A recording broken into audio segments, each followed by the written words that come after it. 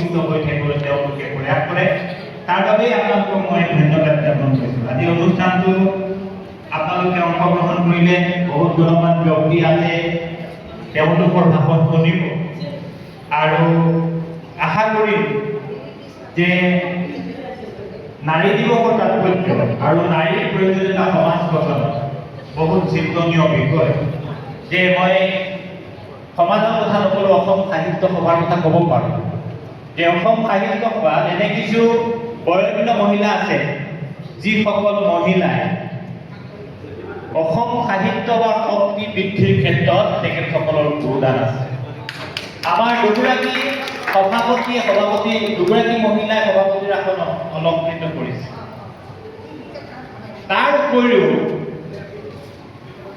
আমাৰ মহিলাসকলে সভাপতিৰ আসনখনৰ পৰাই নহয়, অন্য আসনৰ পৰা, উপসভাপতিৰ আসনৰ পৰা, প্ৰধান সম্পাদক এতিয়ালৈকে ওলোৱা নাই মহিলা, যে অন্য আসনৰ পৰা অসম সাহিত্য সভাৰ প্ৰতি দান আগবঢ়াইছে।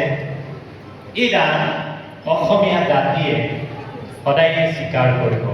অসমীয়া জাতিৰ এই নাৰী শক্তি অসমীয়া জাতিয়ে সদায় সন্মান প্ৰদান কৰিব। মই সেই আশা পুহি ৰাখিছোঁ।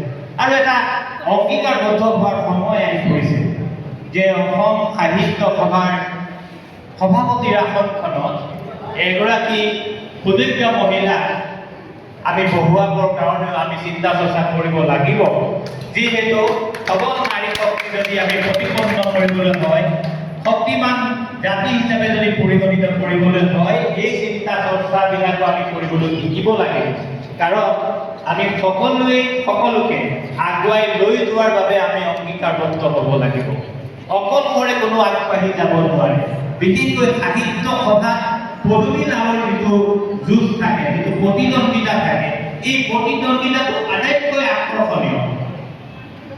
মই আকৌ কৈছোঁ, অসম সাহিত্য সভাত পদবী লাভৰ যিটো প্ৰতিযোগিতা সেইটো আটাইতকৈ আকৰ্ষণীয় আৰু অসমীয়া জাতিয়ে এইটো সুন্দৰকৈ উপভোগ কৰে। সেইটো আমি তেতিয়া গম পাওঁ যেতিয়া আমি বিজয় ছাৰ যেতিয়া আটাইতকৈ ভাল লাগে প্ৰতিযোগিতাটো যে যেতিয়া ফলাফল ঘোষণা হয়, তেতিয়া আমি বিজয়ী প্ৰাৰ্থীসকলে গম পাওঁ যে অসমীয়া জাতিয়ে অসম সাহিত্য সভাক কেনেদৰে ৰাখে। অসম সাহিত্য সভাত সন্মান প্ৰদৰ্শন কৰিবৰ কাৰণে যিমান চেষ্টা কৰা হয়, যিমান সংখ্যক মানুহ আছে, অপমান কৰিবৰ কাৰণে